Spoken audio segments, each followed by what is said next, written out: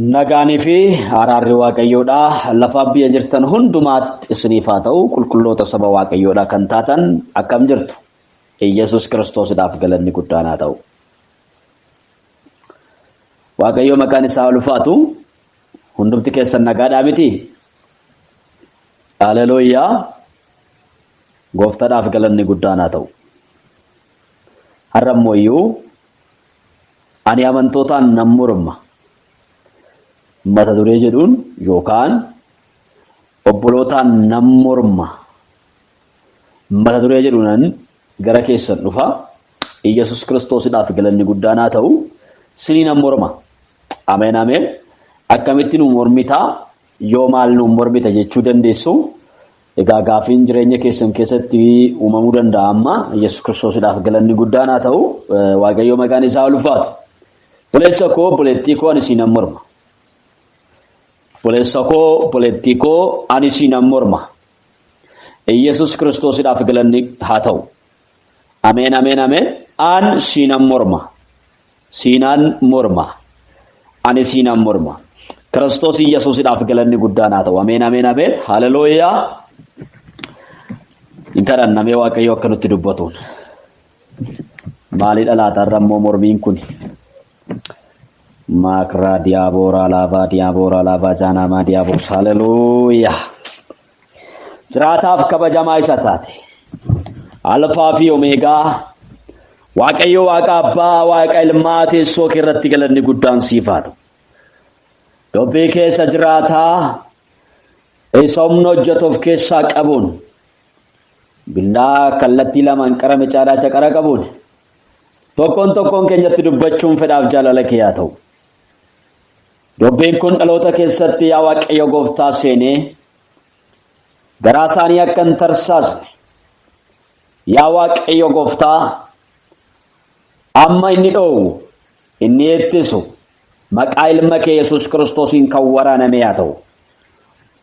Dubbiin kun yaa Waaqayyo Gooftaa keessa isaanitti akka hin dhangalaane eessa akka jiran maalirra akka jiran akka isaan of hin agirre kan taasisu.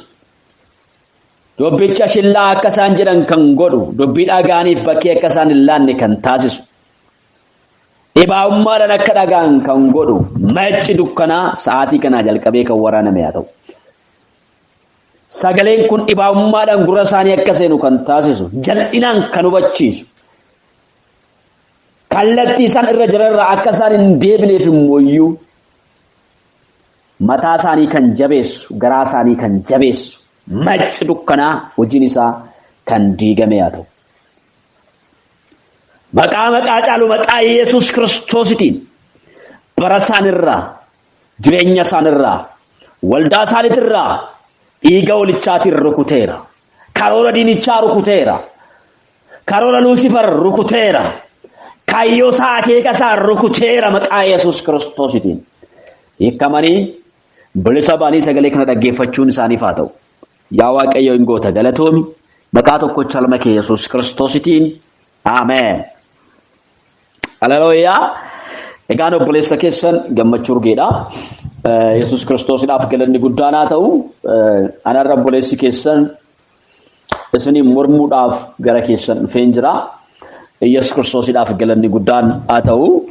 Mormiin ani isinii mormu kun maalidha inni laata kan jedhuu fi sagalee Waaqayyoo wajjin walii wajjin ilaalla. Yesus Kiristoosidhaaf galanni guddaan haa ta'u. Haleluuyaa. Egaa waldaa kiristaanaa dhiiga Kiristoositiin birmaduu baatee waldaa kiristaanaa maqaa Kiristoos Yesuusitiin fayyitee waldaa kiristaanaa mootummaa Waaqayyoo eeggachaa jirtu jireenya bara baraadhaaf of qopheessaa jirtu Yesus Kiristoosidhaaf galanni guddaan haa ta'u. Waldaadhumti kiristaanaa isheen kan Kiristoos jettu immoo yeroo itti kuffisaa jirtu waan ta'eef yeroo itti wal sakaallee mootummaa Waaqayyoo irraa wal hambisaa jirru waan ta'eef yeroo itti karaatti wal hambisaa jirru waan ta'eef Yesus Kiristoosidhaaf galanni guddaan haa ta'u. Kanaaf ani ergaa koo har'aa keessatti obbolootaan loluu obbolootaan mormuudhaaf dhufeen jira jechuudha. Yesus Kiristoosidhaaf galanni guddaan haa ta'u. Mootummaa Waaqayyoo irraa wanti nu hambisu hin jiru. Jireenya bara baraa keessaa wanti nu baasu hin jiru. ofii keenya garuu wal baasaa jirra. Yesuus Kiristoosidhaaf galanni guddaan haa ta'u. Mootummicharraa wal hambisaa karaa irratti wal gataa. Yesuus Kiristoosidhaaf galanni guddaan haa ta'u. Diina keenya daabiloosiif immoo balbala tolchinee banneefii jirra. Yesuus Kiristoosidhaaf galanni guddaan haa ta'u. Abboonni keenya yeroo ammaa kan akkas jedhu wushaa baqaddadee jibi gabaal jedhan karaa sareen banteeni waraabessi seenaa jedha. Yesuus Kiristoosidhaaf galanni guddaan haa ta'u. Ameen ameen ameen.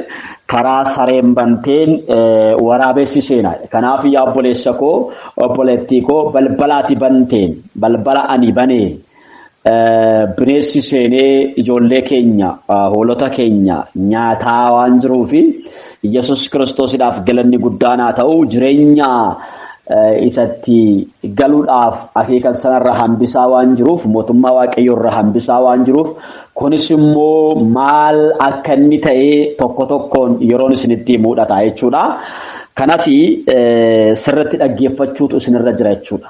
Kunis maaliif ta'ee kaayyoon isaa maalidha kan jedhus sirriitti barachuudhaaf beekuudhaaf hubachuudhaaf gurranaaf kennitanii sagalee kana afaana hordofuu qabdu jechuudha. Caacaataa barattanii jirtan yoo ta'e sagalee waaqayyoo dhaga'uu hin dandeessanii adaraa keessan caacaataa keessaa baa, waca keessaa baa, miira keessaa baa. Yesuus Kiristoosidhaaf galanni guddaan haa ta'u. Ameen ameen. Baay'ee miiraan oofamneerra, baay'ee miiraan fiigneerra, baay'ee miiraan deemneerra, miiraan karaan nuti miiraan deemne hundumtuuyyuu karaa irratti nu gateera. Yesuus Kiristoosidhaaf galanni guddaan haa ta'u. Kanaaf miiraan hin fiiginaa. Warri Kiristoos Yesuusitti amantanii miiraanii miti kan fiigdan. Yesuus Kiristoosidhaaf galanni guddaan haa ta'u. Hafuuraan fiiguu qabdu. Miira keessan lafa kaayatii, fedha foon keessanii lafa kaayatii, waan foon keessa siniin jedhu, waan miirri siniin jedhu, waan seexanni siniin jedhu, waan biyyi lafaa siniin jedhu hunduma isaa lafa keessanii fiigichi keessan fiigicha hafuuraa ta'uu qaba. Deemsi keessan deemsa hafuuraa ta'uu qaba. Jireenyi keessan jireenya hafuuraa qabu ta'uu qaba. Yesuus Kiristoosidhaaf galanni guddaan haa ta'u. Kanaaf taragaaggee har'a waan bara jireenya keessaniif isinii ta'u isin keessa buusuu barbaada. Yesuus Kiristoosidhaaf galanni guddaan haa ta'u. Waan borus nama biraadhaaf laachuu dandeessan. Boru nama biraadhaaf waan kennuu dandeessan. Boru nama biraadhaaf dabarsitanii waan laachuu dandeessanan isiniif kenna jechuudha. Yesuus Kiristoosidhaaf galanni guddaan haa ta'u. Qorontos 6:1 Qorontos 6:1 walii wajjiniin ni ilaallaa. Mata dureen kitaabicha irratti kennamee jiru wal hadheessuu amantootatiin mormuusaa jedha. Yesuus Kiristoosidhaaf galanni guddaan haa ta'u. Egaa wal hadheessuu amantootaatiin Paawulos mormeera.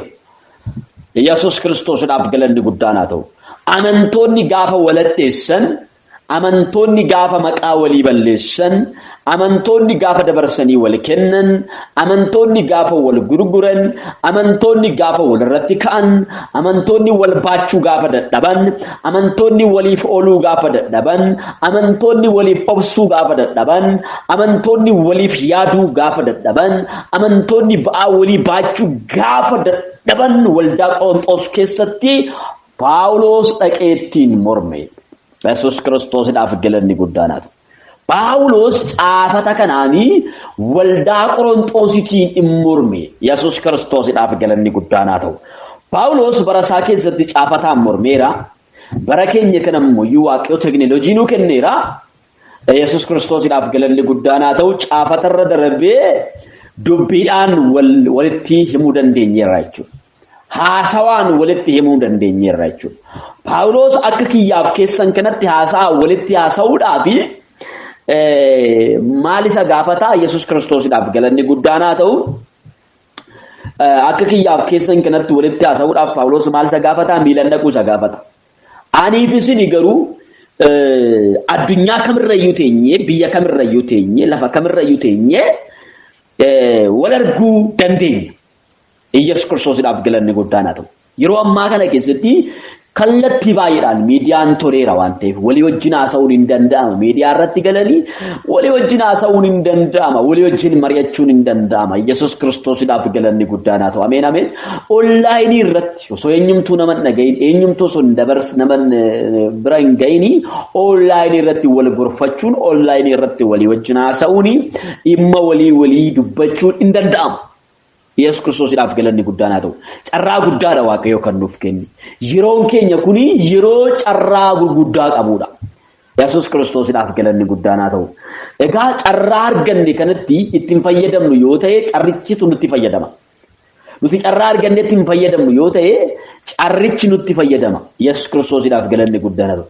Carrichi nutti fayyadamuurra nuti carrichatti fayyadamuun nurra jira. Barichi nutti fayyadamuurra nuti barichatti fayyadamuutu nurra jira jechuudha.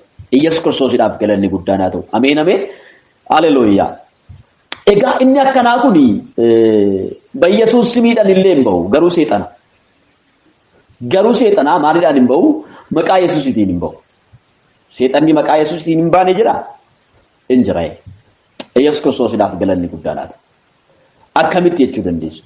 Seexanni maqaa Yesuusiitiin hin baane kuni maaliin? Seexanni firoomee walii galee taa'u kuni maaliin? Maqicha kan talamaan bade maqicha kan ofitti fudhate kuni maalidha? Garuu seexana maqaa Yesuusiitiin kan baan dhaloota keessa galee dhaloota nyaachaa kan jiru. Yesuus Kiristoosiidhaaf galanni guddaan haa ta'u. Ameen ameen ameen. Laala. Yesuus Kiristoosiidhaaf galanni guddaan haa ta'u. Maqaa Yesuus Kiristoosiitiin jennee waldaa keessaa baasuu kan hin dandeenye seexana gara waldaa kiristaanaa galeetu jira. Hafuura hamaa gara waldaa kiristaanaa galeetu jira. Yesuus Kiristoosiidhaaf galanni guddaan haa ta'u. Ameen ameen. Tajaajilli keenya kallattii tokkicha gaafa ta'u. Jireenyi keenya kallattii tokkicha gaafa ta'u. Karaa hundumaan ilaaluu gaafa dadhabnu.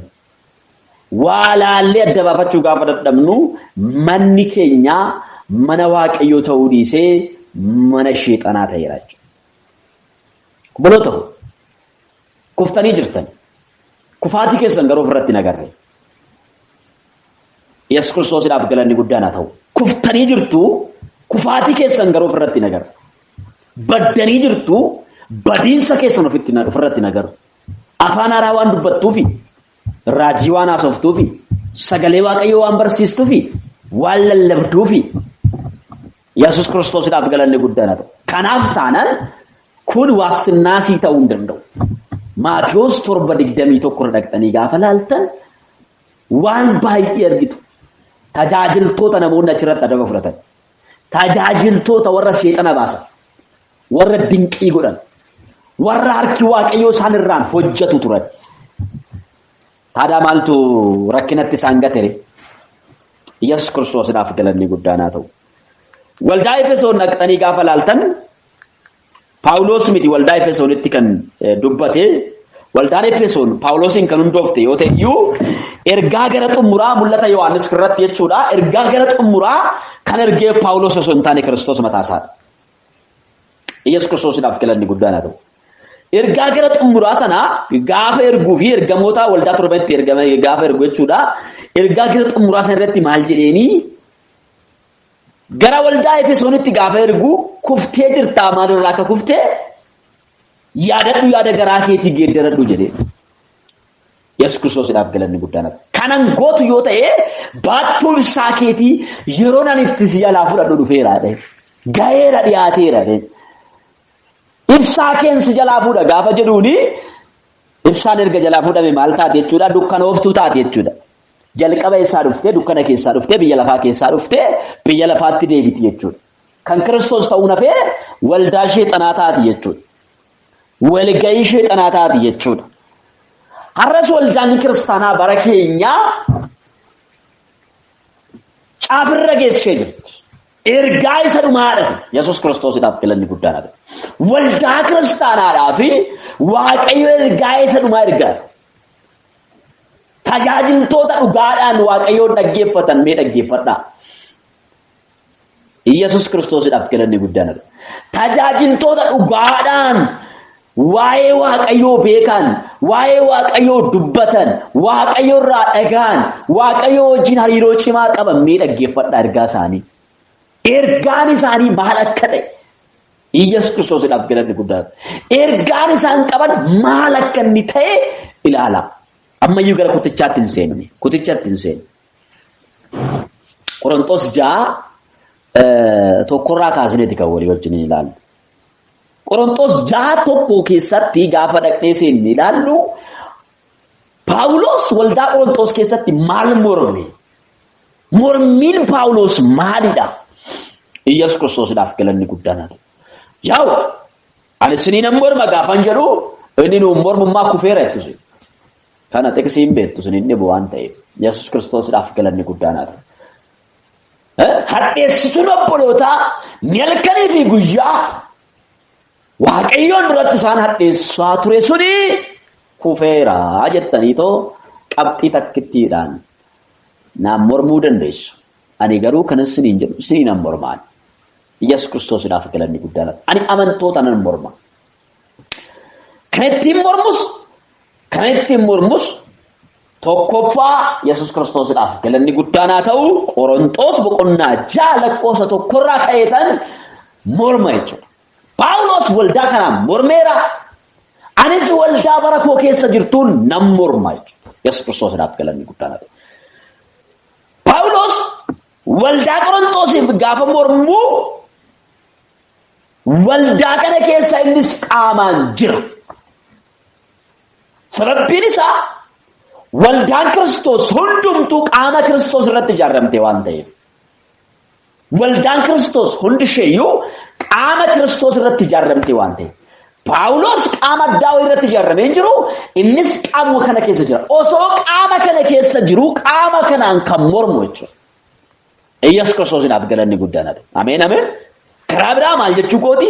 Qaama kootiin nan morma, waldaa bara kootiin nan morma jechuun koo qaama kootiin nan morma jechuu kooti.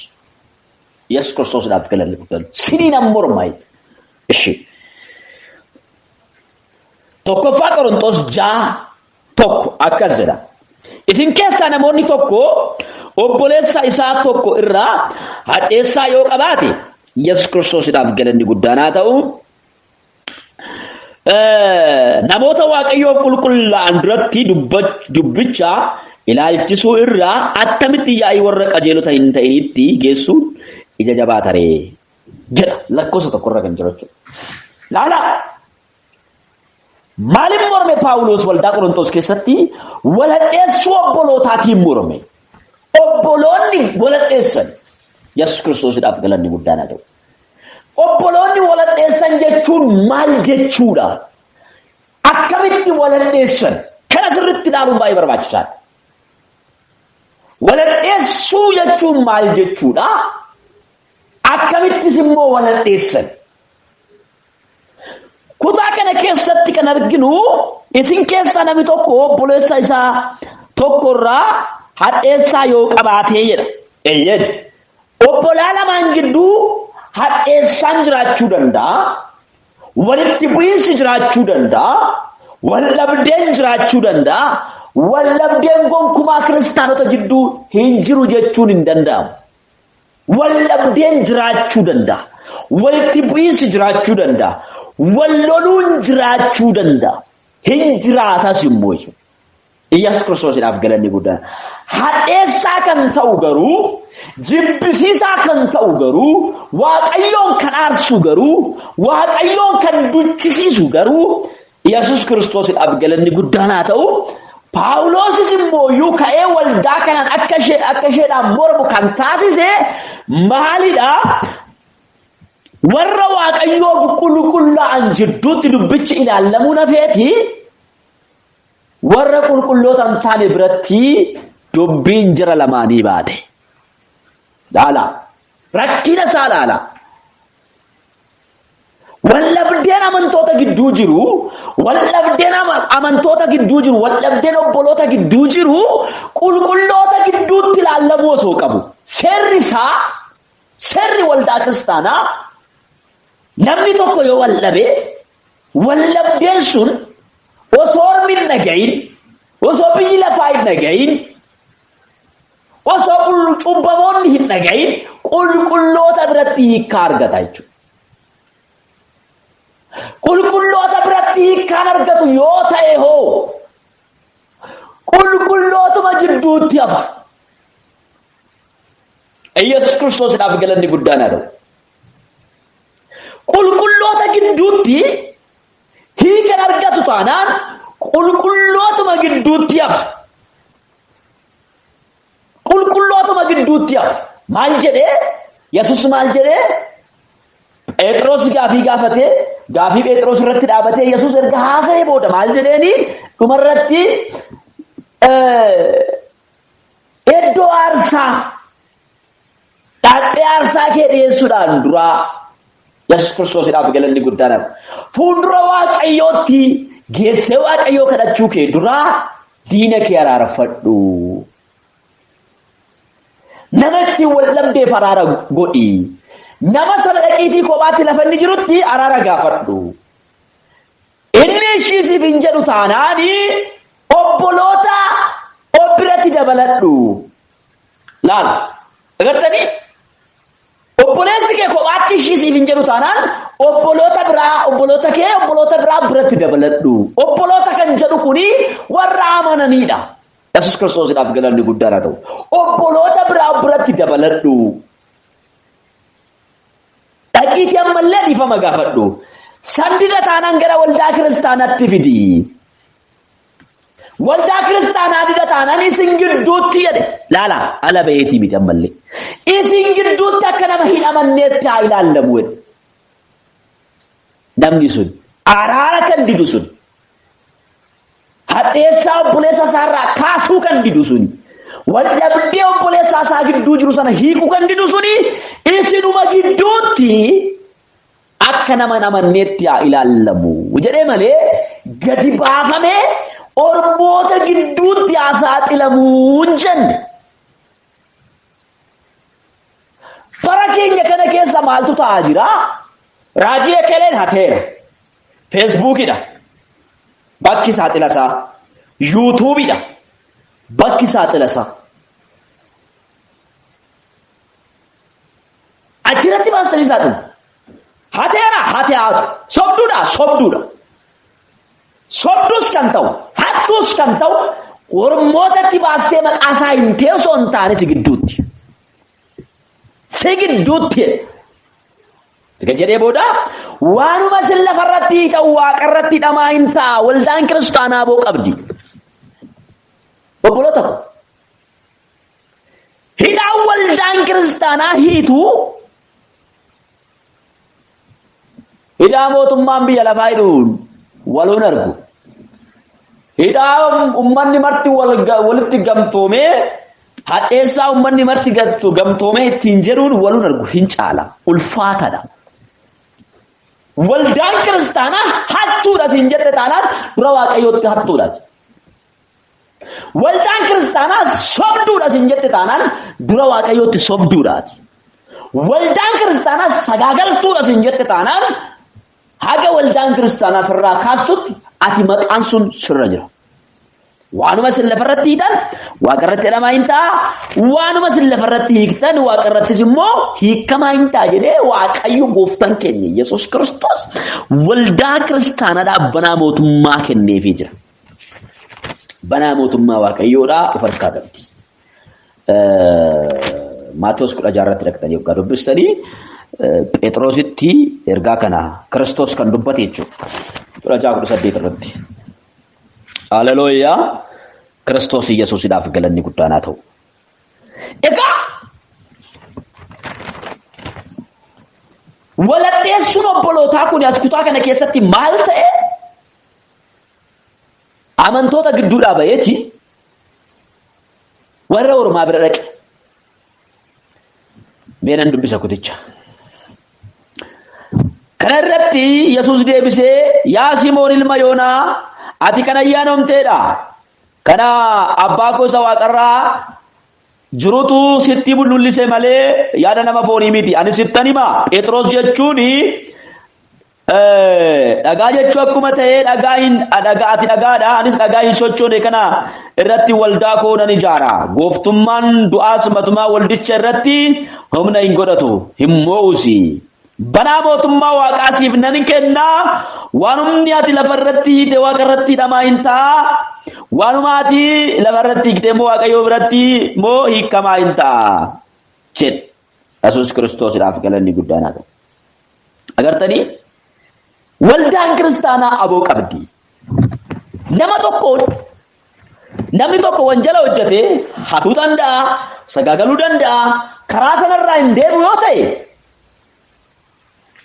hattuu ta'e hanna isaarraa hin deemu taanaan maqaa hattuu jedhamu laatteefiit akka waan nama amanaa hin taanetti waldaan kiristaanaa ofuma gidduutti dubbin namicha san dhiisti jechuudha laala Yesuus Kiristoosiidhaaf galanni guddaan haa ta'u ofuma gidduutti dhiisti baaftee miti kan ormatti kennitu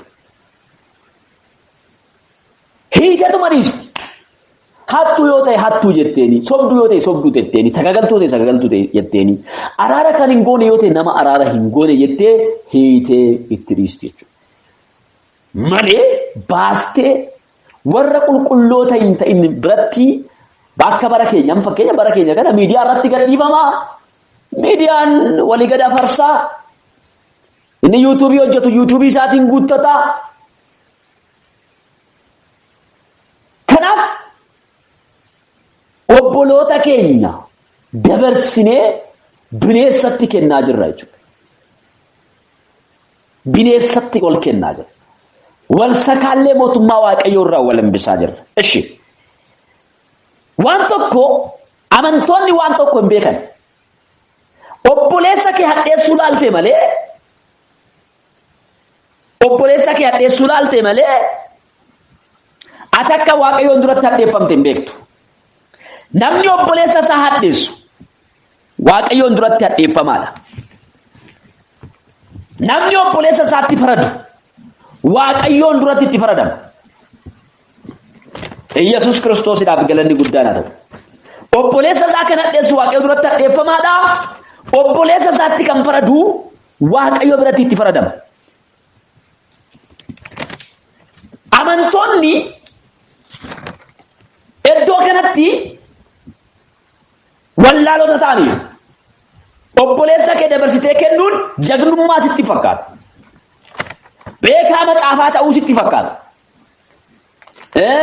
waldaa kiristaanaaf eegumsa gochuu sitti fakkaata mana waaqayyoo qulqulleessuu sitti fakkaata iddoo aarsaa waaqayyoo ijaaruu sitti fakkaata mana waaqayyoo eeguu sitti fakkaata dubbii waaqayyoo eeguu sitti fakkaata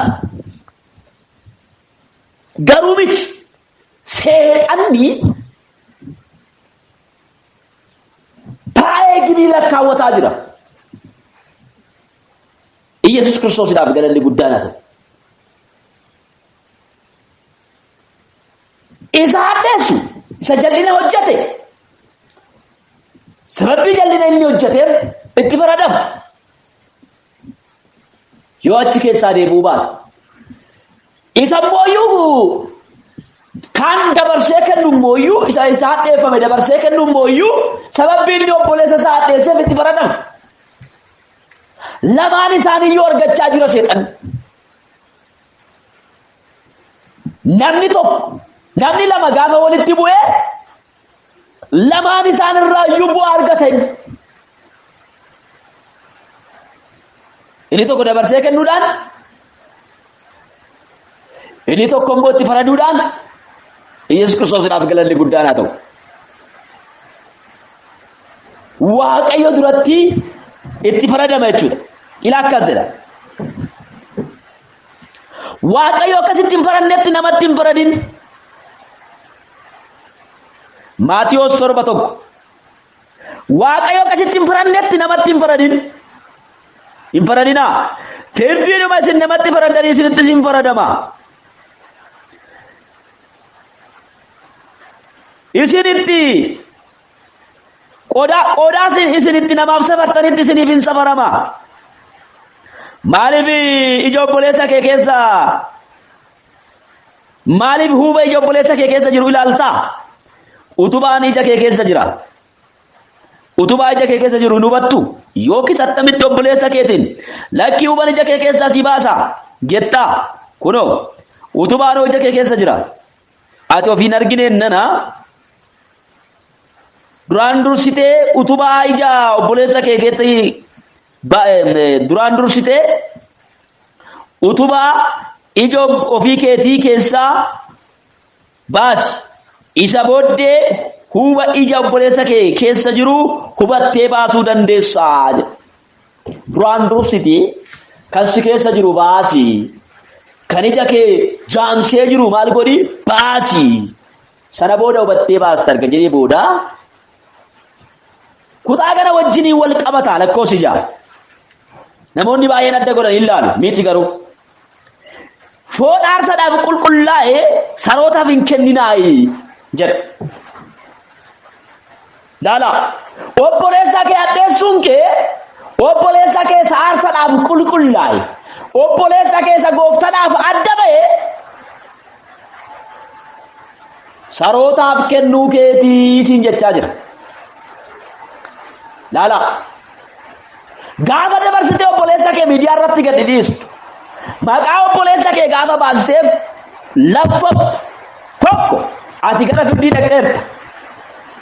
Namatti kan itti faradama waan ta'eef hammam obboleessi kee addeessaa qabaatu yoo inni hatu ijaan argi yoo inni balleessu ijaan argi yoo inni dogongoru ijaan argi gorsi yoo inni si dide obboloota biraa dabaladhu gorsi yoo inni san dide gara waldaa kiristaanaatti fidi waldaa kiristaanaa yoo dide waldaan kiristaanaa hidhiiti.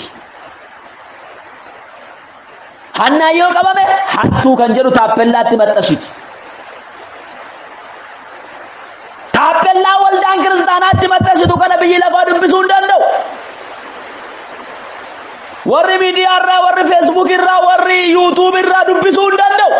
Taappellaa waldaan maxxasitu kana biyyi lafaa dubbisuu hin danda'u. Waldaa qofatu beeka.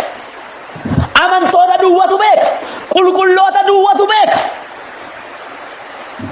Iyyasuus Kiristoosidhaaf galanni guddaan haa ta'u. Kanaaf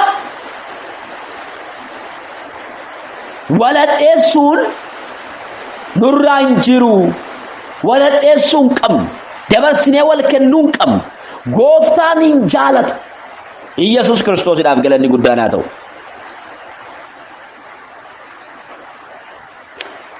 Foon aarsaadhaaf qulqullaa'ee sarootaaf hin kennin erga jedhee booda callee keessan akka isaan hin dhinnetti booyyee dura hin buusinaa isaanumti garagalanii isin kukkutatu hoo. Har'a biyyi lafaa nutti kan garagaltee nu kukkutaa jirti. Maaliif nutu callee keenya fuudhee too jala kaa'eegaa callee keenya isa gatii jabeessa callee keenya isa ulfina obboleessi kee akka calleeti akka miidhaginaati obboleessi kee miidhagina keeti. Obboleessi kee simboo keeti. Obboleessi kee gaachana keeti. Obboleessi kee callee keeti. Callee kee kana booyyee dura keesse.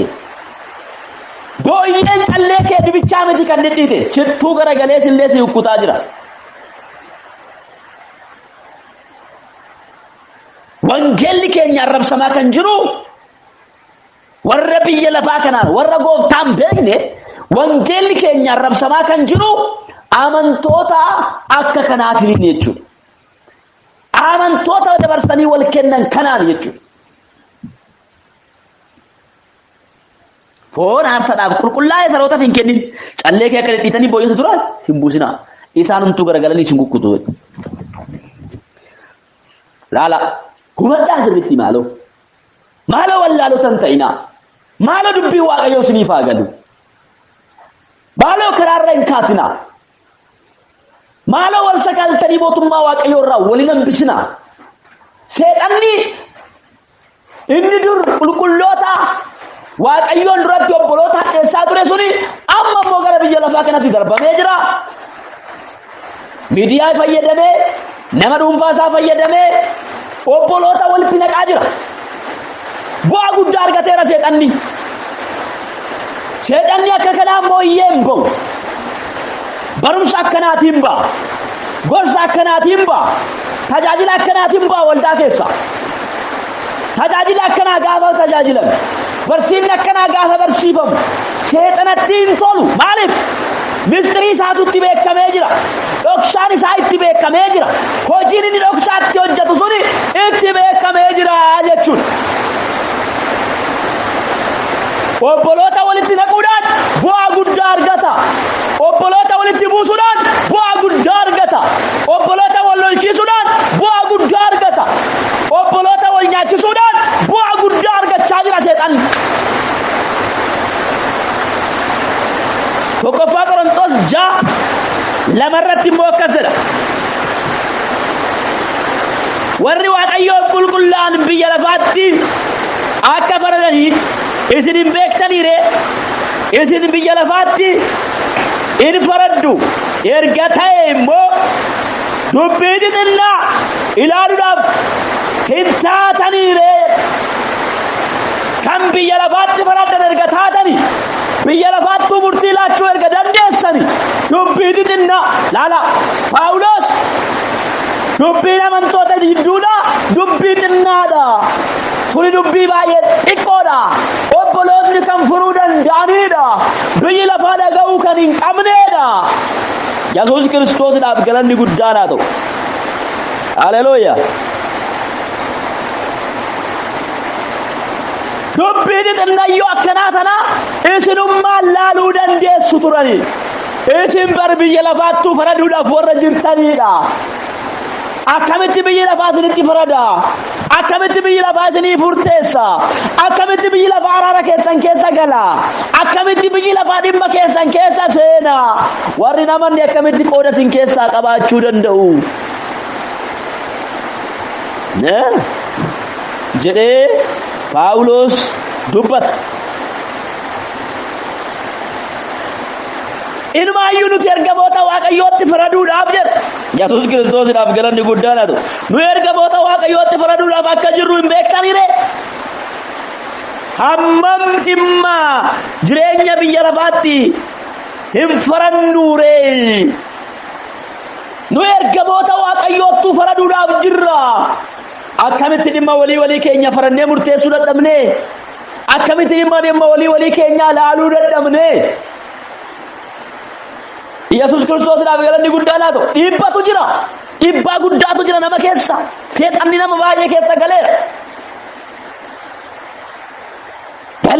obboleessa isaa gorsee deebisuu irra miidiyaatti baasee maqaa isaa balleessu.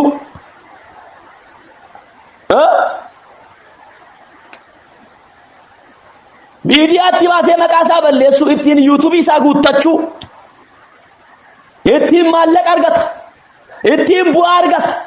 bu'aa irraa argattu laaltee obboleessa kee dabarsee kennaa kan jirtu, callee kee dabarsitee kennaa kan jirtu, foon aarsaadhaaf qulqullaa'e dhagna obboleessa keetii sareen akka nyaattu kan goote. siif wayyoo obboleessa keessa Kiristoos du'eef, obboleessa keessa Kiristoos gatii kafaleef dabarsitee biyya lafaadhaaf kan kennite, maqaa isaa kan balleessite, kan gurguratte, kan hadheessite. siif wayyoo. yaaduma kee siif wayyoo. badii guddaatu si eegaa jira. badii guddaatu si eeggachaa jira. siif wayyoo. yaaduma kee siif wayyoo. salphina guddaatu si eegaa jira. siif wayyoo. obboleessa kee dabarsitee kennaa kan jirtu, obboleettii kee dabarsitee kennaa kan jirtu siif wayyoo. rakkina guddaatu si eegaa jira. salphina guddaatu si eegaa jira. waldaa kiristaanaan qulqulleesse sitti hin fakkaatin. waldaa kiristaanaan eege sitti hin fakkaatin. hoolota irraa hattoota eege sitti hin fakkaatin. akkasitti miti kan eegamu. akkaataa qaba. biyya lafaatti deebistee isa tokko ajjeestee isa tokko kaasuun hin danda'amu. Yesuus Kiristoosiidhaaf galanni guddaan haa ta'u. hoolota 99 jettee hoolaa tokkicha ajjeesuun hin danda'amu. Yesuus Kiristoos 99 bakkeetti dhiisee takkitti barbaada deeme. isa badee barbaada. deeffadhaa. kan keessan godhadhaa. callee keessani, dirata keessani, ulfina keessani, miidhaga keessani, qaama keessani. Yesuus Kiristoosiidhaaf galanni guddaan haa ta'u. Adeebinu wallaalota ta'uun nurra keenya haafu ingaa wallaalota ta'uun ingaa burjaaja'uun ingaa jireenya gadhiisii jiraachuun ingaa akkasumaan deddeebi'uun adeebinu deebii obboleessa ko deebii obboleettii ko deebii karaan kun sin baasu deebii obboleessa kee hadheessurraa deebii raajii sobduudha sobduudha sibiratti sobduudha hattuudha hattuudha sibiratti hattuudha orma biratti hin baasin sagagaltuudha sagagaltuudha sibiratti sagagaltuudha waldaa kiristaanaa gidduutti sagagaltuu haa ta'u waldaan kiristaanaa murtee laachuu dandeessu waldaan kiristaanaa hidhuu dandeessu hidhaan waldaa kiristaanaa hiitu cimaadha lafarratti kan ishiin hiite waaqa biratti hidhamaadha banaa mootummaa waaqayyootu kennameef cufuu fi banuudhaafis aboo qabdi zim jetteen cuftu akkaataatti cuftu beetti lammaa utaaltee balbalan cuftu akkaataatti cuftu beetti yeroo itti cuftu beetti durriyyeen marti waldaa kiristaanaa keessa galee geggeessaa waldaa kiristaanaa ta'e waa'ee macaafa qulqulluu kan hin beekne seenee waldaa kiristaanaa yeroo itti baxabbaxaa jirudha. Inni caatii dhiifne, inni araqee dhiisne, inni sagaagaluu dhiisne geggeessaa tajaajiltootaa ta'e, geggeessaa amantootaa ta'e macaafni waan jedhu hin beeku. Murteedhaaf fiiga, murtee laachuudhaaf fiiga, durriyyeen marti.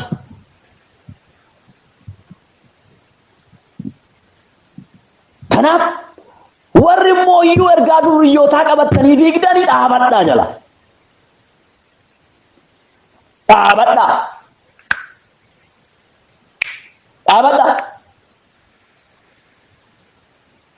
Dhaabadhaa waliin hin farfaminaa, waliin hin fiiginaa, balbalan baninaafi. Raajota sobdoota akka isaan baay'atan, akka isaan gurmuu godhatan, akka isaan babal'atan, akka isaan ciman kan taasise amantoota. Raajii sobaarraa dhaga'uudhaan MP sootiyyatti sobdoonni hin baay'atan. Iyyesuus Kiristoosiidhaaf galanni guddaan haa ta'u. MP osoo jette hattoonni hin baay'atan ture. Baay'een keessan ofii kennitanii fi kaataniiti deebitanii kassastu. Waaqayyo waaqa firdii dhugaadha. Abbaa murtee dhugaan waaqayyoodha. Kanaaf wal sakaaltanii mootummaa waaqayyoo irraa waliin hambisnaa. Gufuu walitti hin ta'inaa, gufannaas wal duran kaayinaa. Kiyyoo walitti hin ta'inaa.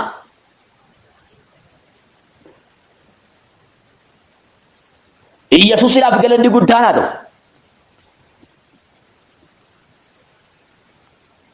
Haleluuyaa.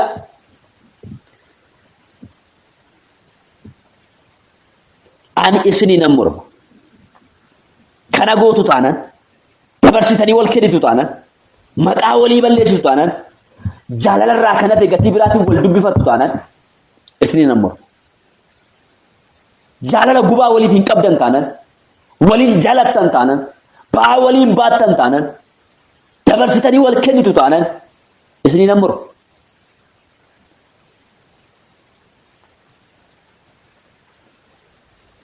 Isinii nan morma.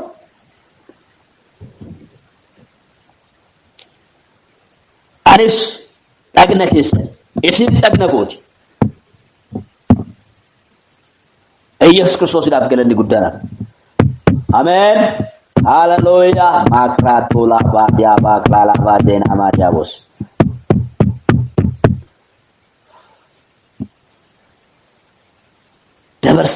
Dabarsitanii ormatti waliin kenninaa.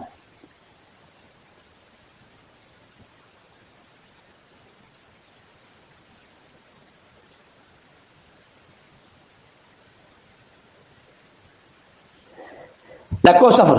Egaa dubbii akkasii erga qabaattan akkamitti warra walaqxeessan warra waldaa keessatti dubbii isaanii hin fudhatamne itti lakkoofture. Kanaafis isin qaanessuufan sinii caafee kanallee kana sinii caafee isin qaanessuufanii akkamitti osoo ofii keessanii muruu dandeessan osoo ofii keessanii hiikuu dandeessan akkamitti ormi sin dhagaa kanammoo kana siniif caafee akka isin qaanoftanii fi isin qaanessuufanii jedhee isin qaanessuufan kana siniif caafe dhugumaa namni beekaan dubbii obboloota gidduu jiruuf firdii kennuu danda'u tokkichi illee isin keessa hin jiruure namni beekaan dubbii obbolootaa kanaaf firdii kennuu danda'u isin gidduu hin jiru moo hin jiru moo numa dhabdan beekaa isin gidduudhaa hin dhabdan beekaa jettanii warra biyya lafaa kan walitti qabdan warra waa'ee gooftaan beekne kan walitti qabdan isin gidduu beekan hin jiru moo dubbii hiikuu kan danda'u isin gidduu hin jiru moo murtee laachuu kan danda'u isin gidduu hin jiru moo ija keessattu jaamadha arguun dandeessani malee dubbii hiikuu kan danda'u isin gidduu jira dubbii furuu kan danda'u isin gidduu jira Yesus Kiristoosiidhaaf galanni guddaadha isin gidduu jira Haleluuyaa nama hadheessuudhaaf maqaa nama balleessuudhaaf namni taa'een bulu halkanii guyyaa sababa namarra soqa obboloota irra sababa soqaa kan ture seexana har'a seexanni inni kaleessa obboloota irra sababa soqaa ture sun har'a sirrafne har'as obboloota irra sababa soqaara obbolootaaf obboloota walitti naquudha jalqabumaayyuu obboleessaa fi obboleessa walitti buuse Abeelii fi Qaayiniin wal ajjeesse har'asitti bubee maaf hin dammaqni obboleessa kee akka inni ati ajjeestuuf obboleessa kee dabarsitee akka kennituuf dhattee akka ati hadheessituuf gaafa inni balbala sii banu balbala san cufi ariifadhu balbala san cufi Yesus Kiristoosiidhaaf galanni guddaan haa ta'u cufaa araaraaf gaafa si yaaman hadheessuudhaaf hin naqinaa jecha gadhee dubbachuuf hin naqinaa jecha hin taane dubbachuuf hin naqinaa araarsuudhaaf deebisuudhaaf fayyisuudhaaf ijaaruudhaaf dhaqa Yesuusiidhaaf galanni guddaan haa ta'u yoo isin dhibde nama biraa furratti dabaladhaa malee nu dideera jettanii bakka biraatti hadheessuudhaaf bakka biraatti dabarsitanii kennuudhaaf hin ariifatinaa haa didu yoo dide isin dide yoo dide isin diduun waldaa diduun waaqayyoon dide bakka Chakradona mara lava diabos. Hallelujah.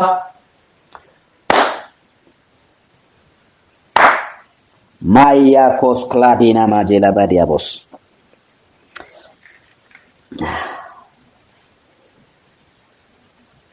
Kanuma iyyuu obboleessa tokko yaa'itti dhiyeesse fuula warra hin amanneetti hadheessuun dhaqaare. Fuula warra hin amanneetti hadheessuu dhaqaare. Maali kun? Fuula yaa'itti wal geessuun keessan kun iyyuu dadhabbii keessan agarsiisa. Lakkoofsa torbarratti. Fuuluma yaa'itti wal geessuun keessan. Fuuluma warra hin amanneetti wal geessuun keessan iyyuu dadhabbii keessan agarsiisa. Dadhaboota ta'uu keessan agarsiisa. Dadhabbii keeti. Yesuusiidhaaf galanni guddaan dha. Obboleessa kee dabarsitee orma biratti dhaqxee kan namatti suni dadhabbii keeti. Dadhabbii keeti.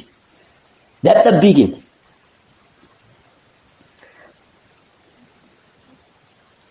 Fuula yaa'itti wal geessuun keessanuu dadhabbii keessan agarsiisa. Daba yoo sirratti hojjete maaliif hin obsitan? Maaliifis hin miidhaman? Hin miidhamtan? Daba yoo sirratti hojjete maaliif hin obsitan? Yoo isin miidhe immoo maaf hin miidhamtan? dhugaa goombaafadhaa jetteen fiigi. Yesuusidhaaf galanni guddaan haa ta'u. Dhugaan baafatteen fiigin dhugaa wayituu hin baastu nuuf. Obsi yoo miidhamte miidhame dhugaa kee kan baasu Waaqayyoodha. Gatii keessan kan kafalu Waaqayyoodha. Yeroo itti aanu keessatti Waaqayyoo na gargaare kutaa itti aanu qabadheen dhufa. Yesuus Kiristoosiidhaaf galanni guddaan haa ta'u. Waaqayyo isin haa eebbisu. Bara keessan jireenyi keessan kan eebbifame haa ta'u. Tajaajilli akka kanaa, barsiifni akka kanaa, ergaan akka kanaa, gorsi akka kanaa seexanatti hin tolu. Namoonni seexana baay'ee namoonni seexanni namoota baay'ee keessatti galee hojii isaa hojjetaa jira. Hadheessaa jira, walitti naqaa jira. Kana godhee immoo mootummaa isaa ittiin bal'ifachaa jira. Kana gochuu keetiin mootummaa Waaqayyoo miti kan bal'atu. Buleessa kee dhaqxee miidiyaa irratti gaafa hadheessitu mootummaa Waaqayyoo dhiphisteerta. Mootummaa Waaqayyoo keessaa tokko baastee gatteerta jechuudha. Kanaaf eeggannaa guddaa godhaa. Waaqayyoo isin haa eebbisu. Barri keessan jireenyi keessan kan eebbifame haa ta'u. Buleessa keessan gammachuu urgeedha. Lakkoofsa bilbila kootii Duwwaa 91299 1049 yoo ta'an argachuu dandeessu. Waliif ergaa sagalee kana waliif daddabarsaa. Adaraa keessan waldoota keessan itti fudhadhaatii galaa. Waldaa keessan irratti dhaggeeffadhaa. Kutaa itti aanus qabadhee waan dhufuuf sas dhaggeeffadhaa. Waaqayyo isin haa eebbisu. Barri keessan, jireenyi keessan, hojiin keessan hundi dhiiga walichaatiin haa eebbifamu. Guddaas hin jaalladha, guddaas hin kabajaa. Maqaa Yesuusiitiin shaaloom ayyaanni Waaqaa isiniif haa baay'atu.